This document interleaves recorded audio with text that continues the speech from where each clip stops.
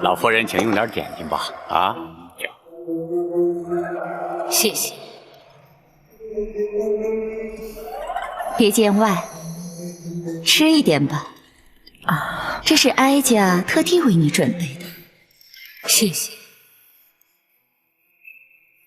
哀家相信你一定喜欢吃。来。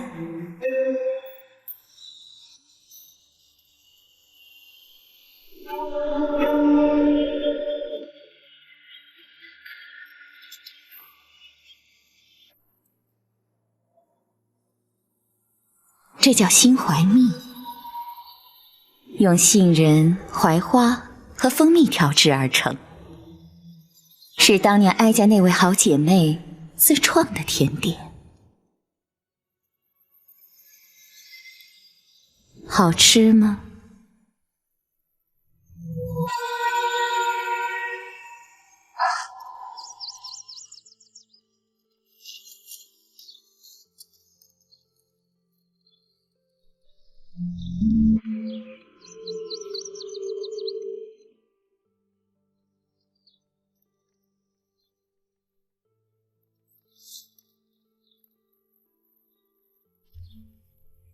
妹妹啊，姐姐，来，我们去吃点心去。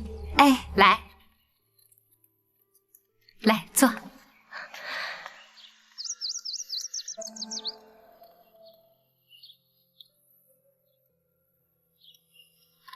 妹妹，你尝尝。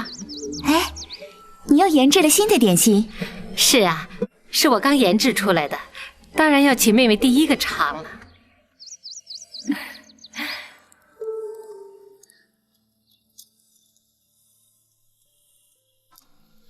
好吃吗？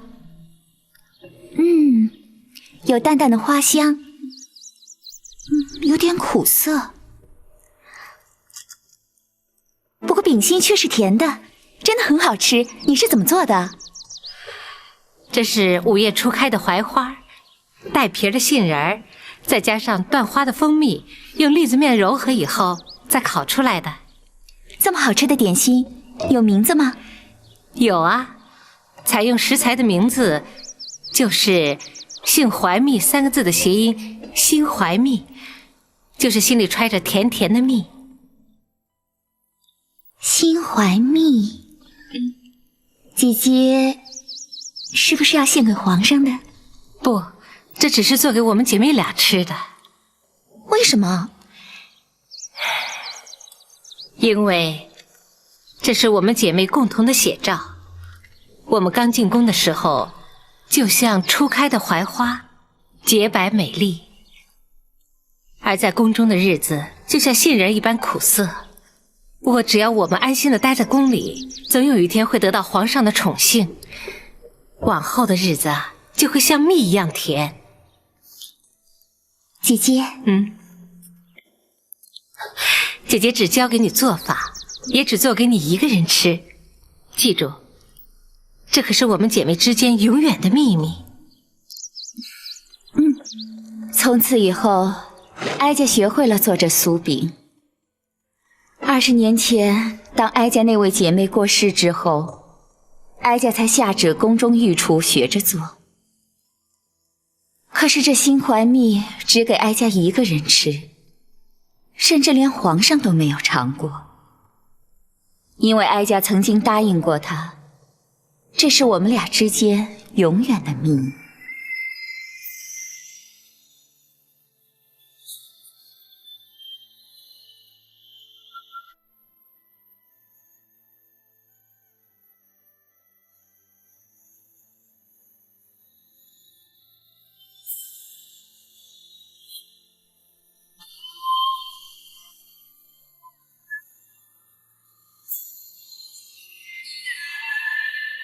你因何掉泪？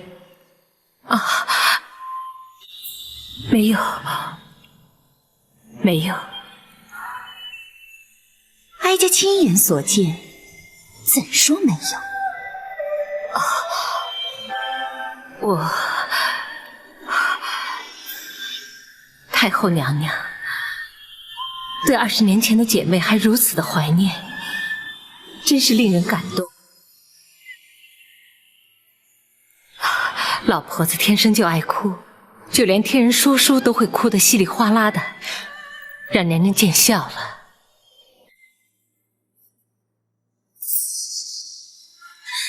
老夫人也太多愁善感了。如今故事说完了，老夫人也哭过了，现在可以吃点心了。这点心，娘娘一向是不给别人吃的。我老婆子哪来这么大的福气享受？因为你和我那姐妹长得实在是太过相似，直到现在，哀家都认为你就是她。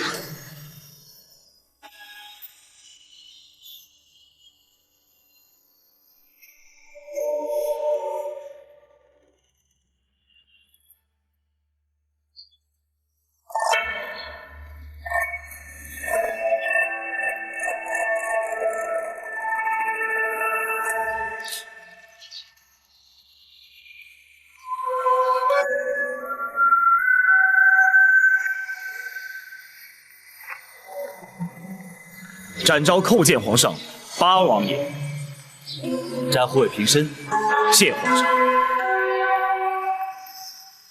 展护卫为何会在仁寿宫外？展昭陪同包大人亲眷赵氏，奉太后懿旨进宫。哦，太后宣老夫人进宫，展护卫为何不在一旁陪伴？太后与老夫人闲话家常，命展昭在宫外候命。那就随朕一起进去吧。谢皇上。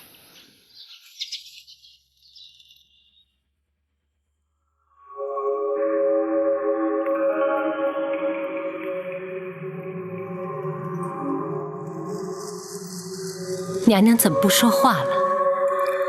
哀家想仔细的看看你。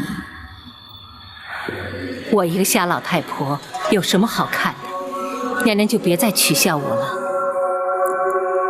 哀家要仔仔细细的看清楚，你究竟是姓赵，还是姓李？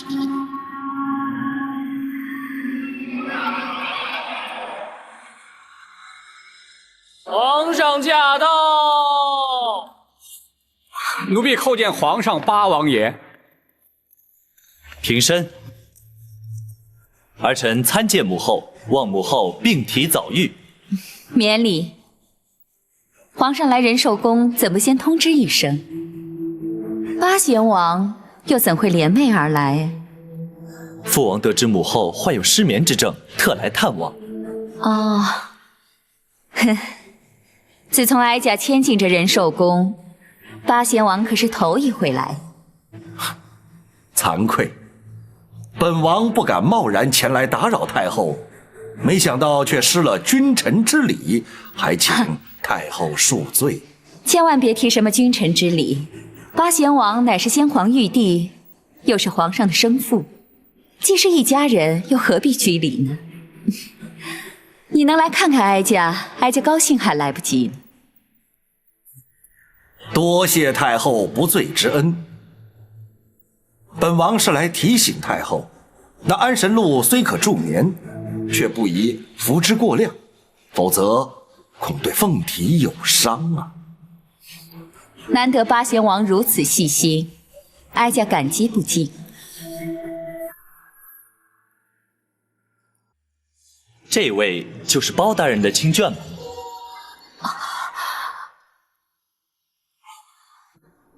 老夫人，圣驾当面，不可失了礼数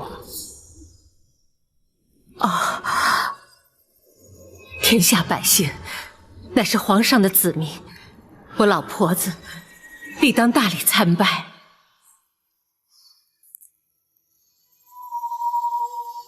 老夫人身体欠安，目不能视，还请皇上。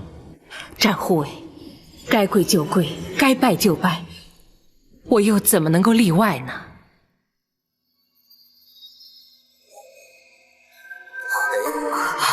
老夫人请起。老夫人是包大人亲眷，又是母后宣召入宫的贵客，这些繁文缛节就免了吧。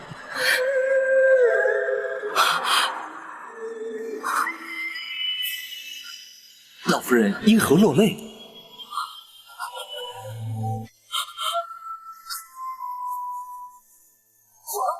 皇上，我是心里难过。老夫人有何伤心之事？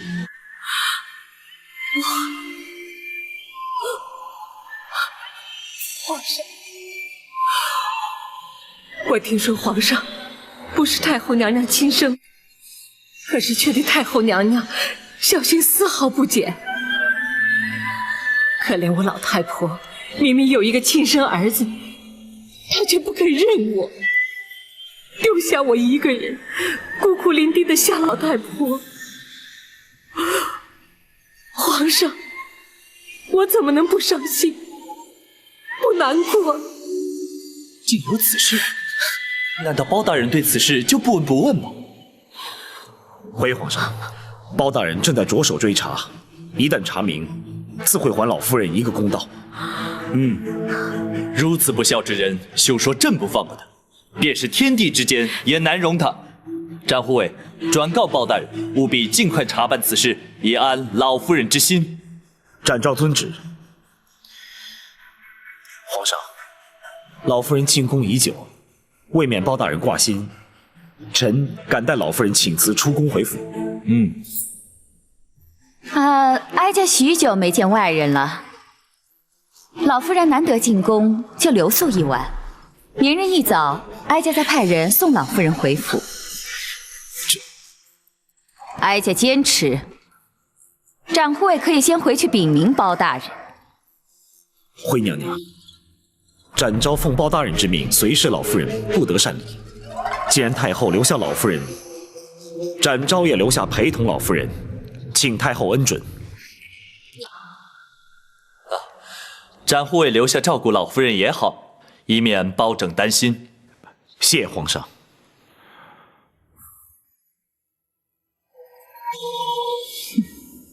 既然皇上都这么说了，哀家岂会再有异议？只是包拯那里……不妨。本王正好要去见包大人手谈一番，就由本王代为转告吧。谢八王爷。郭槐，奴婢在。收拾一间肃静的厢房，安排老夫人过夜之用。是。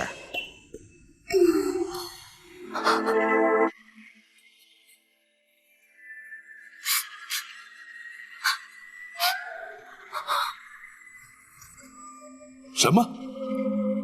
太后将老夫人留宿宫中？不错。当时皇上也在场，同时也准许展护卫留在宫中随侍，本王则负责来通知你包大人。难道老夫人的身份泄露了不成？应该是不会，否则太后和郭槐的神色不应该那般镇定才是。学生以为，纵使太后没有认出老夫人，却也未尽是心中之疑，因此硬将老夫人留宿宫中，也是为了更加确认。对，有此可能。倘若如此，老夫人在宫中岂非身陷险地？此事皇上也已知晓，倘若他们企图对老夫人不利，恐怕皇上那儿也难以交代。按理说，他们不会，也不敢不计后果贸然行事。然而，若是他们已然确定老夫人的身份，而打算孤注一掷，那就另当别论了。大人不必担心，还有展护卫在。对，展护卫绝不会让他们轻易得手的。如今，就只有全寄望展护卫了。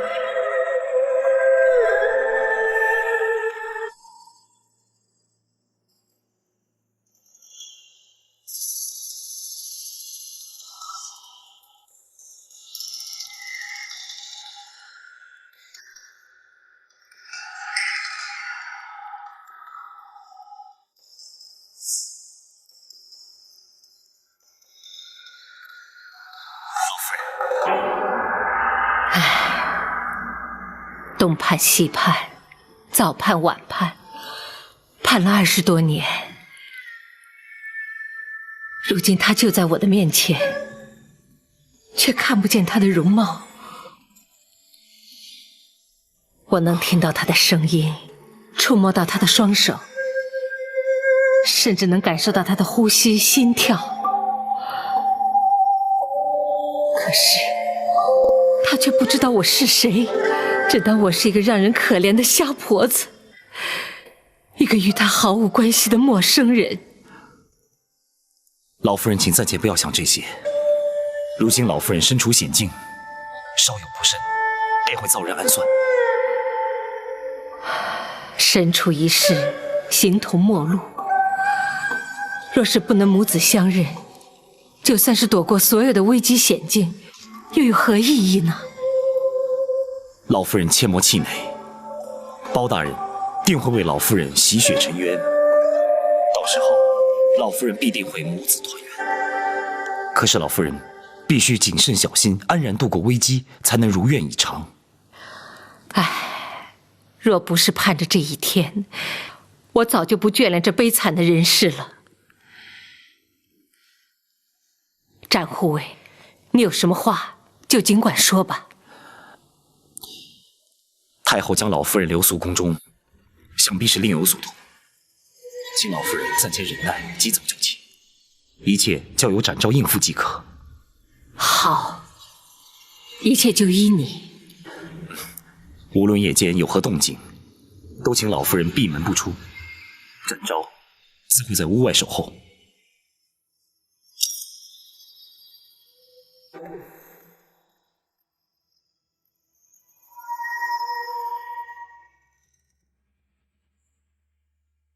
我不会看错，一定是他。娘娘，当年先皇赐死李贵妃，是奴婢亲自去验看的尸体，千真万确，她死了20年呐。那么就是他又活了过来。娘娘啊，这人死他焉能复生啊？那么今天在我面前的又是谁呢？或许他们长得很相像，可是，就算真的是他，这事隔20年了，相貌已大有不同，娘娘又怎么能确认呢？不对，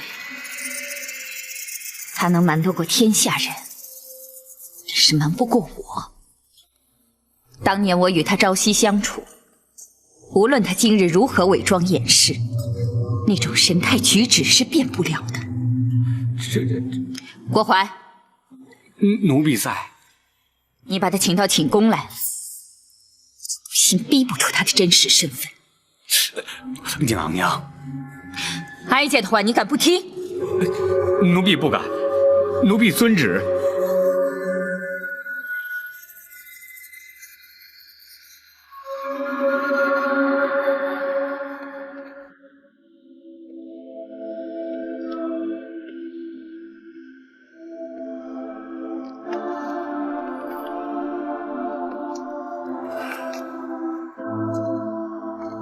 大人，公孙先生，大人仍在为太妃娘娘担心吗？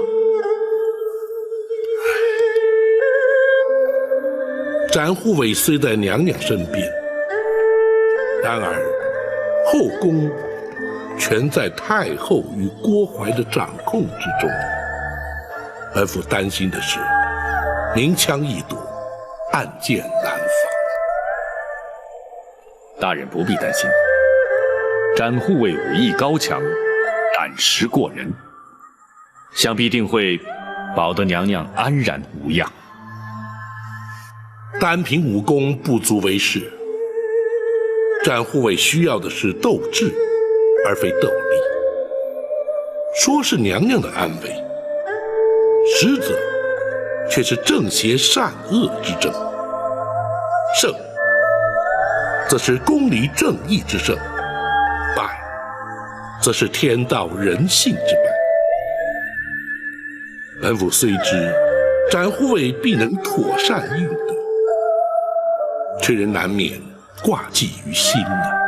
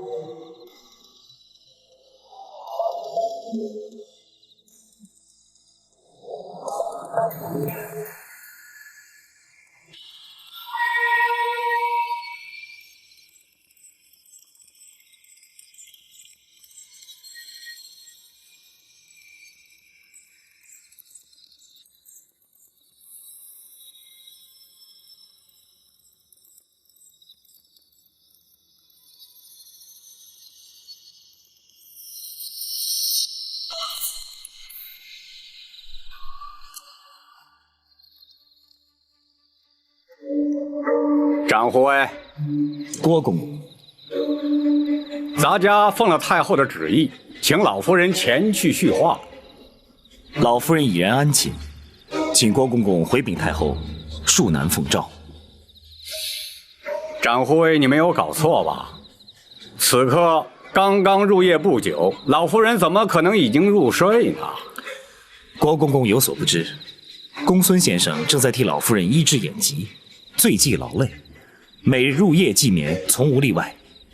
可是太后正在寝宫等候，张护卫务必请老夫人破例前往，否则咱家难以向太后交代。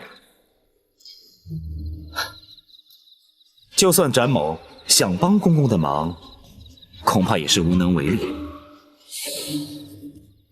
此话怎讲？公孙先生乃是以经侦过学之术及开方施药，双管齐下，为老夫人诊治眼疾。老夫人进宫之前已经服过药，时辰一到，自然成眠。如今若想唤醒老夫人，只怕是绝无可能。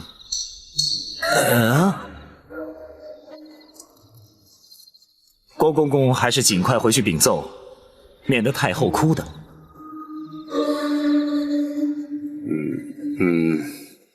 展护卫能否让咱家进去看看呢？郭公公到底要看什么？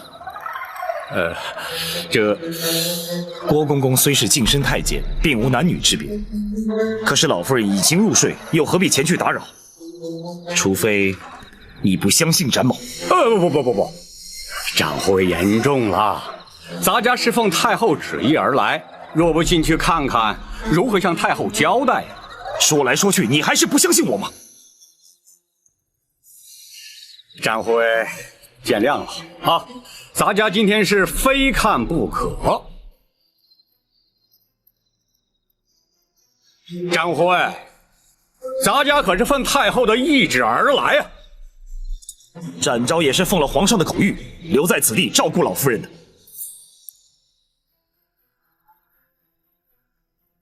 公公若想是闯过去，别忘了展某来自江湖，就他们几个，展某还不放在眼里。想试试？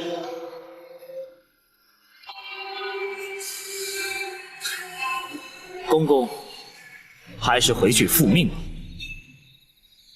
倘若打算在此与展某耗下去，吃亏的恐怕还是公公你了。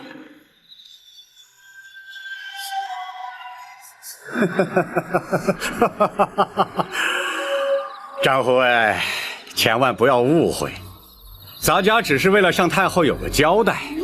既然长护卫已经把话说明白了，咱家回禀太后就是。那好，公公请吧。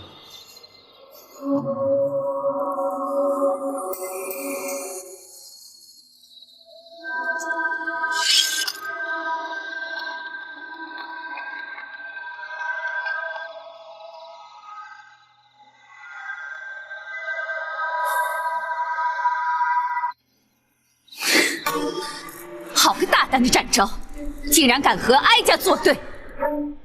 也许他说的是实话。不可能，他们是做贼心虚，想躲开哀家，偏就让你躲不了。郭槐，奴婢在。随哀家一起去，看他敢不敢拦阻哀家。娘娘，请息怒，请听奴婢说几句话。你说，展昭他虽然从中作梗，但他的话多少总占个理字。皇上的确让他留下来照顾，至于是否真的吃了药沉睡不醒，这个谁都不能证实。娘娘您如果真的要去，恐怕也不能这样理直气壮啊。这后宫是哀家的后宫，哀家不需要向任何人说理，惹恼了哀家就硬闯。那就更使不得了。展昭在江湖上人称南侠，皇上又赐他为御猫，他的武功高强，谁也难敌呀。难道他有3头6臂？哀家请后宫之力，就不信凭他一个人能应付得了？娘娘，这样如此一来，是不是就扰得人尽皆知？若是惊动了皇上，问明缘由，娘娘恐怕这就很难自圆其说了。娘娘，您无非是要弄清楚那虾婆的真正来历。其实这也不急于一时啊，只要是错过了今日，奴婢一定会明察暗访，定会尽释娘娘的心中之疑。若不是心虚，又何必躲哀家呢？他越是如此，越让哀家确信一定是他。娘娘，有些事情，也许经过20年会有所改变，可是有些事却永远不会变。哀家有办法证明究竟是不是他。娘娘指的是胎记，这与生俱来的记号，永远也变不了。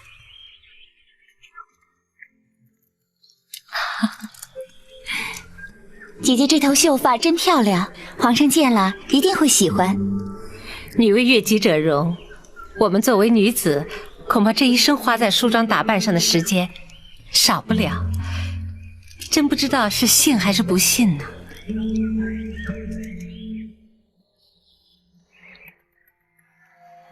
哎，姐姐，你颈后的这个心形图案好美哦，是谁替你画的？傻妹妹，这不是画的，这是胎记。真巧，胎记能生成这么美的模样，可惜我自己都看不见。没关系的，姐姐看不着，就留给皇上看呗。妹妹，你看你又在取笑我了。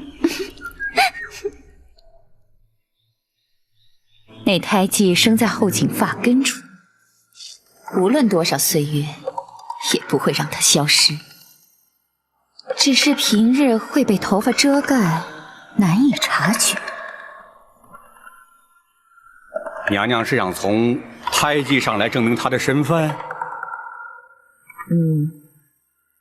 展昭占个理字，哀家也占个理字。就算是个瞎婆，也得梳妆打扮才不失礼。展昭是男子，而他有双目失明，派人替他梳妆，谁也无话可说。是，奴婢一定派个手巧的宫娥去，一旦看清楚了，立即回禀娘娘。到那时你再来和哀家争辩，究竟是不是他。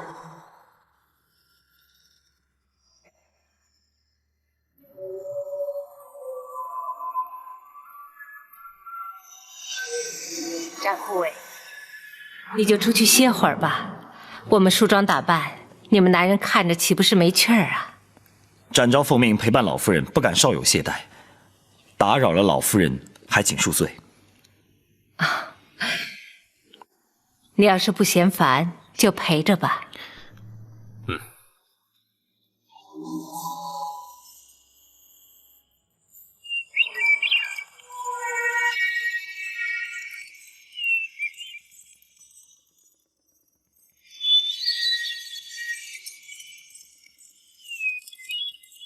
怎么样？有，什么？你确定啊？确定。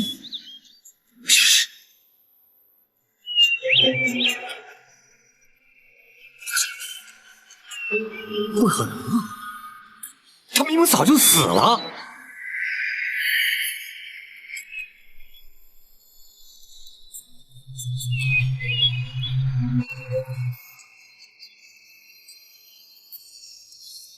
娘娘，奴婢真的亲眼看见他的尸首，他的确在20年前就死了。难道他又活过来了？那就让他再死一次。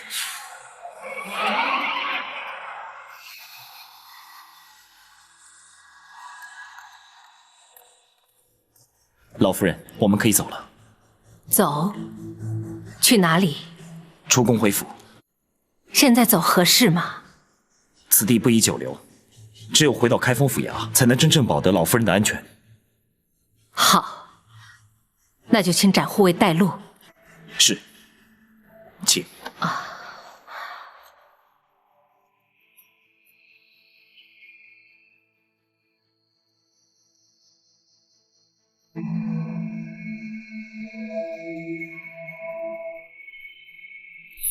郭淮，奴婢在。立刻调集后宫所有人手，将厢房团团围住。哀家要亲自去揭开他的真实身份。是。娘娘，启禀娘娘，展护卫和老夫人已经出宫了。什么？你不是你们在厢房守着吗？你怎么快他们走了呢？展护卫坚持要走，我奴才拦不住呀。你立刻去追，不能让他们离开后宫。是。启禀娘娘，包大人亲自带着人在宫外等候，已经把老夫人接回开封府了。啊！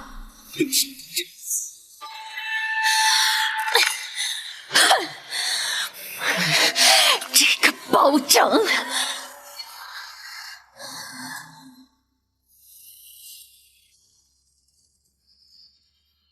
娘娘受惊了。幸亏有展护卫陪同，否则哀家怕真是出不了后宫了。展昭只是略尽本分而已。难道娘娘的真实身份被他们认出来了？其实他心中一直在怀疑，所以才会这样百般试探。不过哀家矢口否认，相信他也无法证实。娘娘虽然侥幸暂离虎口，但太后必定心中生疑。然而在陈琳抵达京城之前，还必须与他周旋。包拯除了会确保娘娘的安全之外，还请娘娘再做忍耐。哀家明白。宝卿，臣在。我今天遇见他了。娘娘是说皇上？不错，他的声音和蔼可亲，双手厚实温暖。如果有一天，当他知道我就是他的亲娘，娘娘请多做忍耐，终有一日，皇上会明白的。好，权杖包钦，为哀家平反。臣身为朝臣，义无反顾。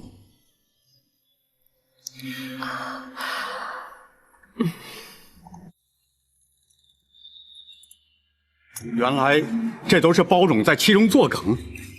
如果他不知道虾婆就是当年的李贵妃，又怎么会把她带回开封？可是他又何必要带着李贵妃去南清宫见八王爷呢？这个包拯他究竟打的是什么主意？哼，不管包拯打算如何，哀家倒先要问你，20年前你奉旨验尸究竟是怎么验的？娘娘，奴婢冤枉啊！当年奴婢的确是亲眼看见过尸体呀。原本预定在次日清晨运出宫去，交给开封府验尸安葬。可谁知道当天晚上冷宫就起了大火。哎，不对呀，当年那场大火，它烧得也太凑巧了。怎么会不巧？尸体化为灰烬，仵作如何验尸？谁又能证实火场里留下的焦尸真是他？可是那冷宫里的总管秦凤也烧死在里面啊，他总不会连自己的命也不要吧？难说。可是当年去执行先皇赐死令的是陈琳呐，他应该最清楚上吊身亡的是谁呀？除非，这根本就是陈琳的主意。他为什么要这么做呀？为什么并不重要，重要的是他知道了些什么。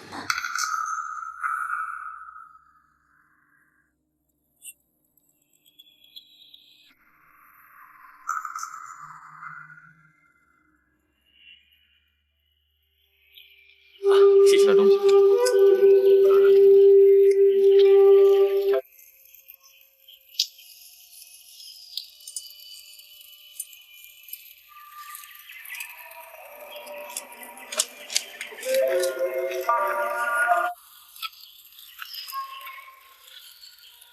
公公，吃点东西吧。对，吃喝完毕，我们还要赶路呢。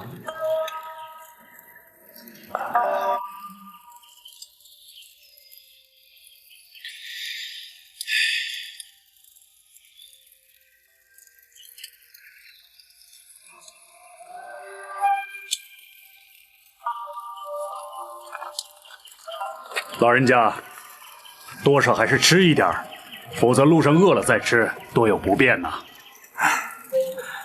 多谢几位英雄前来护送，实在是愧不敢当啊！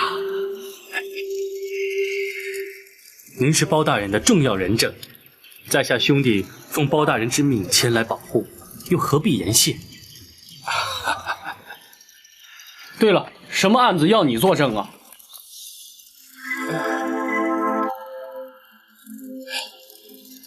这事关重大，请恕我不便说呀。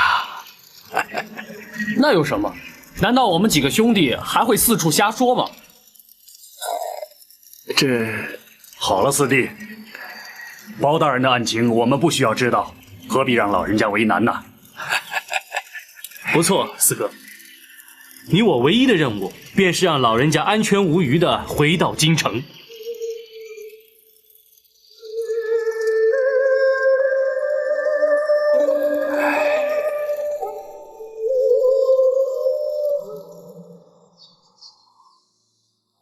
娘娘是担心陈琳知道当年那件事儿。若非如此，陈琳有天大的胆子也不敢抗旨徇私，让他逃出宫去。可是知道当年那件事的只有娘娘、奴婢、产婆尤氏和寇珠4个人呢。产婆尤氏当天晚间，奴婢就让她在人间永远的消失了。至于寇珠。寇珠可是临死也没有说出太子的下落。你还是不肯说实话？寇珠说的是实话，请娘娘明鉴。你还敢嘴硬啊！要你把婴儿埋在金水桥下，你去把它藏了起来。说，究竟把它藏在哪儿了？公公，寇珠冤枉啊！我的确埋在井水桥下。胡说！那你为什么指不出埋尸的地点？我当时心里害怕，匆匆忙忙的埋好就回宫来了，实在记不得埋藏的实际地点呢。你还敢胡说！咱家派来那么多人在金水桥下去挖，就差没把它挖了个遍。说，到底藏在哪儿了？啊！我实在想不起来了。找死你！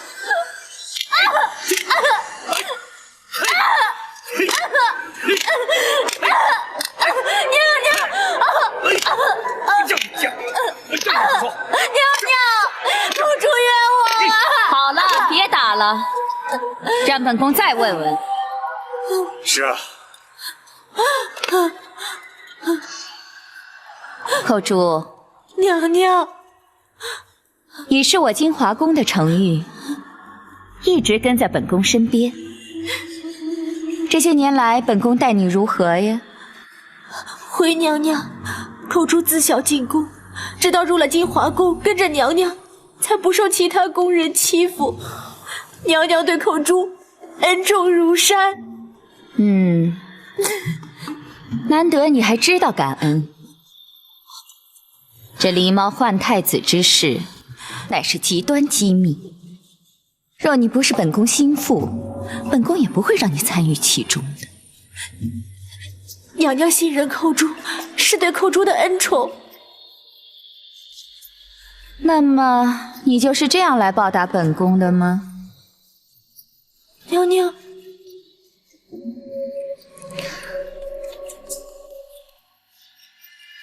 太子的下落何其重要，若不能确定的确已被你掐死埋葬，今后本宫岂不是寝食难安，疑虑终身吗？这，娘娘请相信口珠。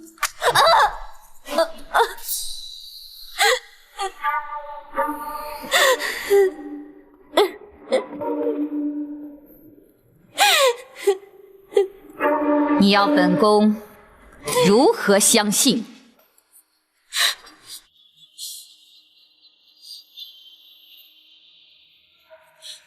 娘娘，口珠以死明志。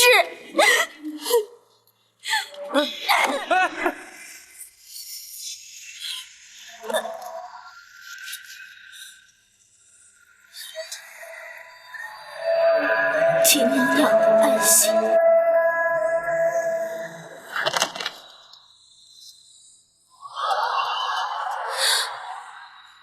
这些年来，哀家一直认为寇珠的确被冤枉了，可是如今看来却又未必。娘娘，这么重大的事儿，他又能告诉谁呢？他又怎么能有把握对方不会出卖他呢？不错，他不可能相信任何人。再说了，倘若他真的把婴儿藏了起来，他又会藏在哪儿呢？后宫那绝对不可能，奴婢一定会发现的。可是以后宫门禁之严，谁也不可能私自进土，更别说是夹带婴儿出宫了。娘娘，有一个人可以。谁？陈琳。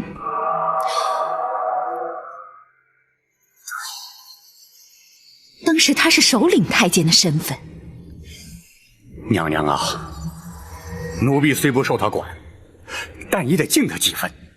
他出入宫门，不但无需通报啊，也没有任何人敢去阻拦检查呀。奴婢想起来了，当天寇珠抱的婴儿走出去后，奴婢亲自送产婆尤氏出宫，并且安排人手在城外将他灭口。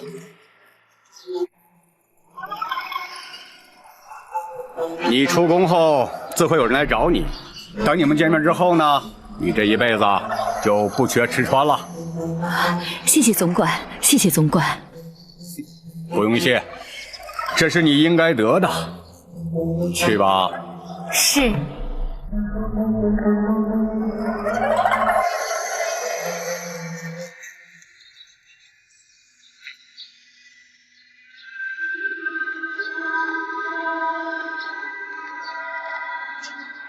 哎，陈公公，你这是急着忙什么呢？皇上要咱家送玉果去给八王爷祝寿，谁知道玉果园的人耽误了时辰，再不赶去就要误事了。啊，既然如此，那陈公公就赶紧请吧。如今回想起来，陈琳的神情不安，态度慌张。难道是他把婴儿藏在宫河之内，私带出宫了？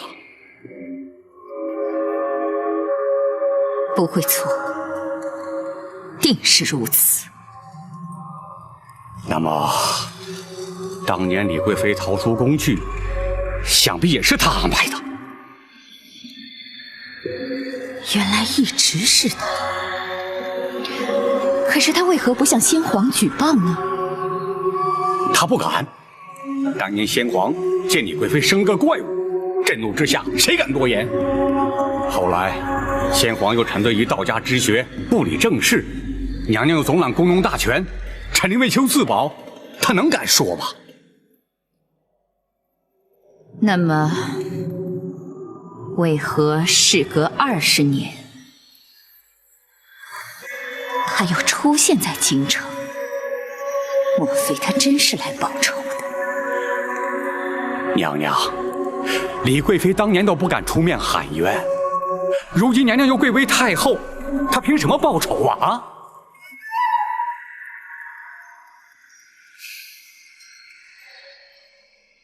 难道是因为包拯？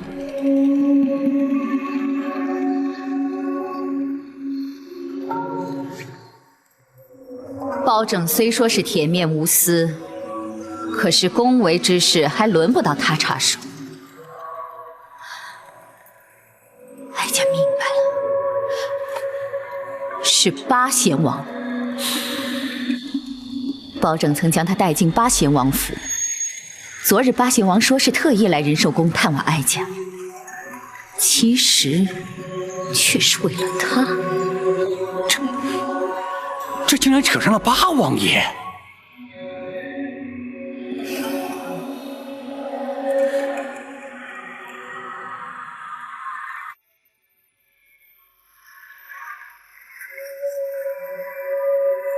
看来如今所面临的，乃是前所未有的危机。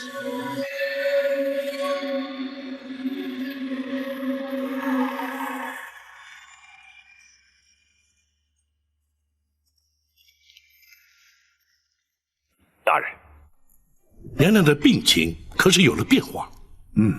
宝琴，哀家现在已经能够看到光亮了。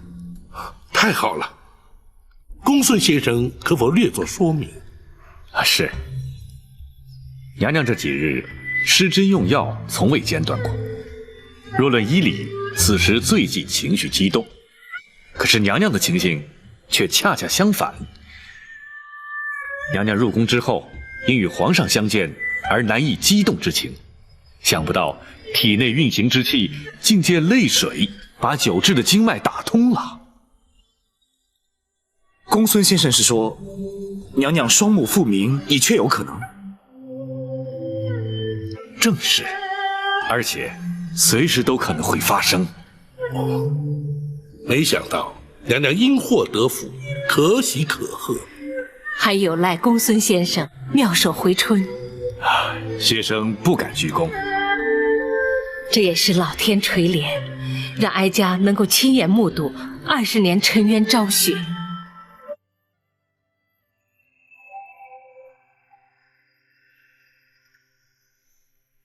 娘娘，八王爷虽然地位崇高，却无职无权。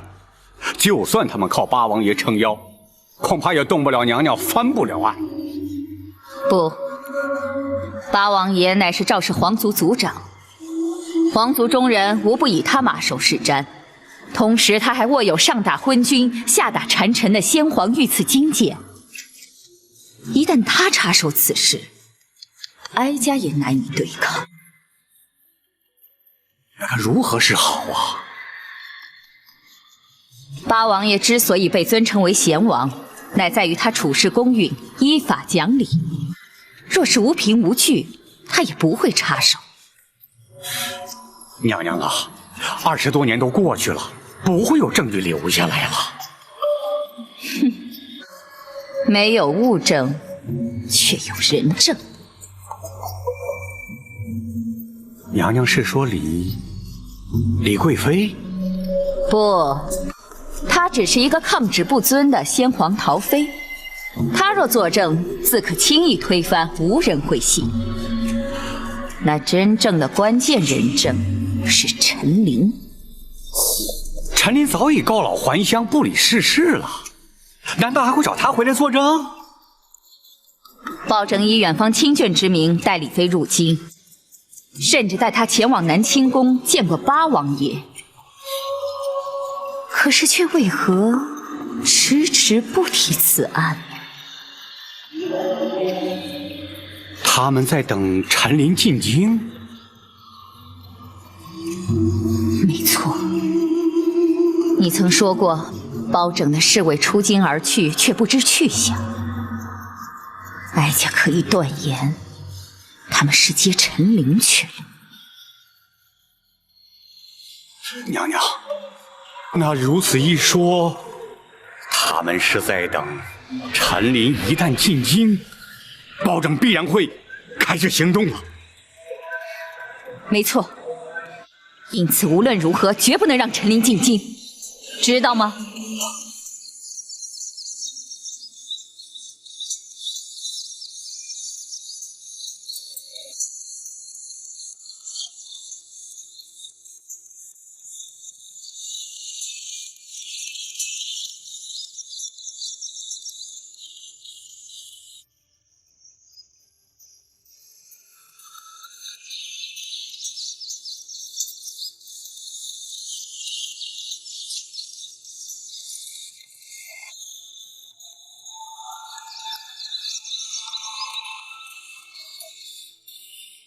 大人，老夫人的康复情形很好，现在已安然入睡。太后的疑虑未消，危机随时会现。虽在府中，仍需严加防范呢。是，王朝马汉带人在厢房外守护，展护卫则藏身暗处，紧急之时可立即支援。好，此时不能出半点差错，否则非但不能替老夫人平反，甚至可能因此而惹祸上身。是，学生会多加留意。陈琳何时可到？依行程估算，明日便可抵达。倘若太后对老夫人疑心不减，甚至可能连陈琳回京都会被他们察觉。万一……大人无需担心，陷空岛无属，可抵数百精兵，保陈总管回京，必定万无一失。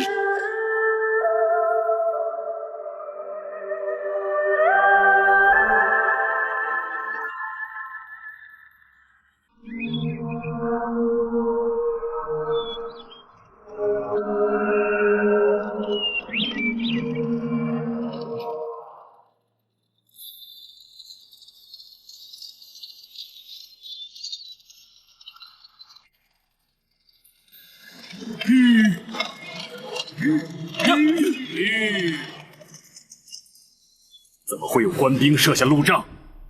这种荒野官道有什么大事儿？我看他们是吃不饱撑的，没事干。没那么简单。四哥，后面招呼一声。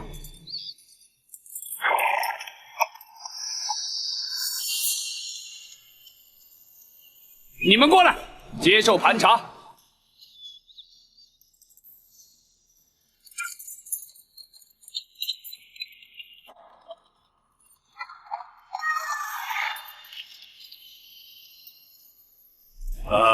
这位长官，我们只是路过。本官奉令追查亲密要犯，任何人都要经过盘查。倘若我们不往前走呢？不走也得查。倘若我们不让查呢？大胆！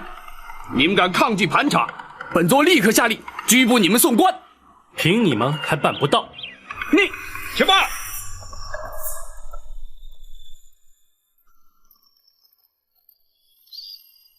你们是哪里的官差？这你不必知道。此地离开封城不远，应该是开封府的辖地。可是你们并非是开封府的人。你怎么知道本座不是开封府的人？如果你是，你就该认得我。哦，你是什么人？开封府包大人座前侍卫赵虎。哈哈哈哈，好极了，我们等的就是你。上！哎呀，这！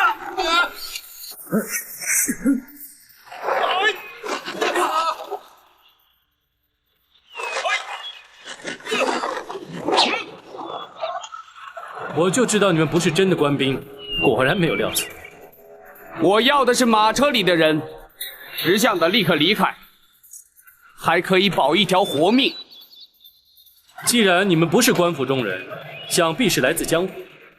不过，如果你知道我们是谁，恐怕就不敢这么说话。哦，阁下又是什么人呢？金毛鼠白玉堂。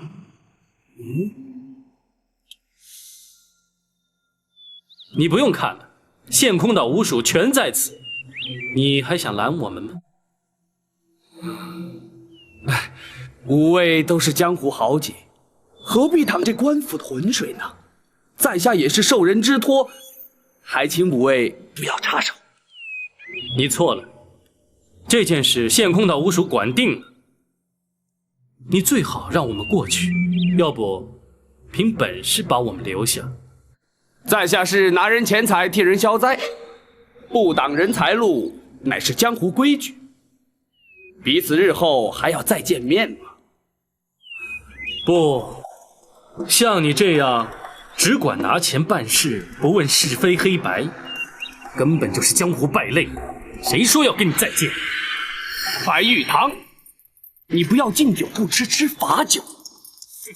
白某人偏偏就是这个脾气。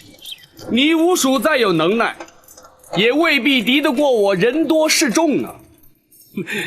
你就试试。好，一个也别放过，给我杀！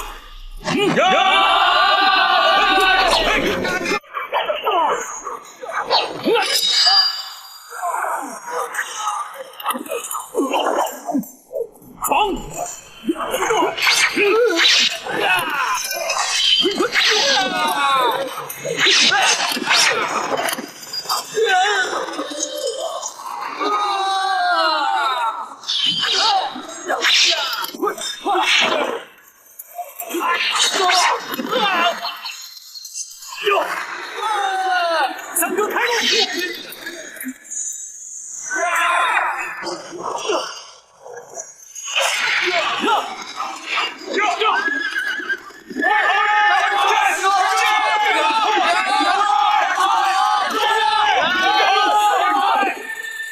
什么？没拦住陈琳？奴婢该死！抬起头来！包拯不过派了2个人去接陈琳，你竟然会拦不住他？奴婢没想到包拯会派江湖人陪同保护，他们的人武功高强，奴婢的人根本不是他们的对手。江湖人？这包拯居然和江湖人串通一气，看来他是早就有了准备。陈琳如今人在何处？他已经进了开封府。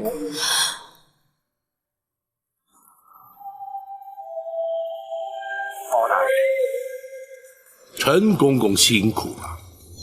不，包大人信中所说之事，关乎至深至大，咱家哪怕跋山涉水，也要立即赶得来呀。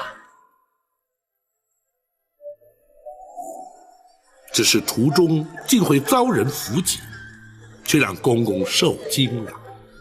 没事，有县空岛5位英雄保护，咱家安全得很。包大人，那位真的在开封，而且正在府衙之中。包大人，能否让陈琳立刻前去拜见？不急，老夫人正在午休，公公也稍事梳洗歇息，稍待本府自会陪公公一道前去，如何？咱家随时静候包大人通知。张龙、赵虎，大人，领陈公公客房休息，并请县空岛武艺厅中说话。是。谢包大人。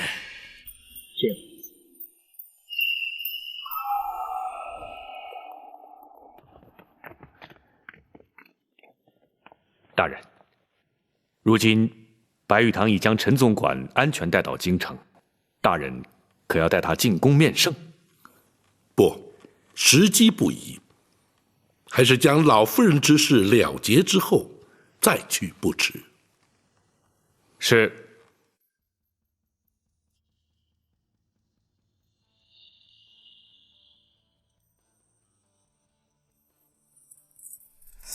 见包大人。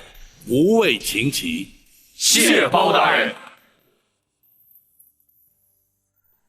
陈公公安然抵京，无畏功不可没。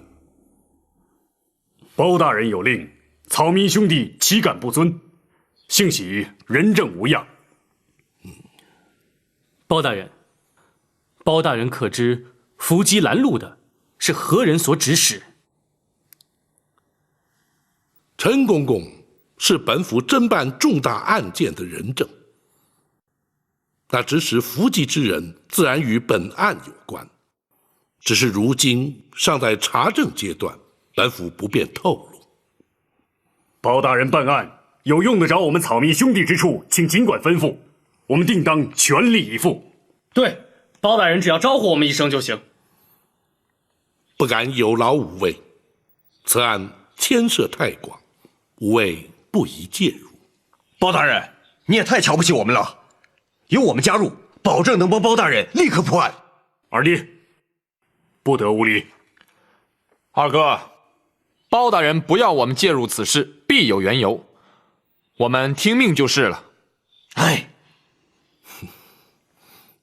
并非本府不愿领情，只是五位介入，虽然对本案有所助力，却也可能因此而引人注意，反而有碍办案，届时岂非适得其反？包大人可否听白玉堂一言？请讲。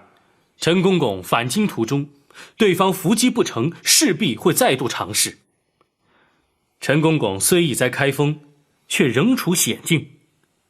倘若仅留白玉堂一人暗中保护，既不会妨碍包大人办案，又可确保人证安全。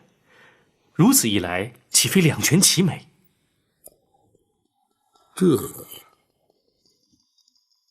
大人，白武侠言之有理。虽然展护卫在府中，毕竟分身乏术，倘若白武侠从旁协助，当可确保无事。大人也可专心办案，而无后顾之忧。公孙先生所言甚是。既然如此，白玉堂一人留下便是。谢包大人。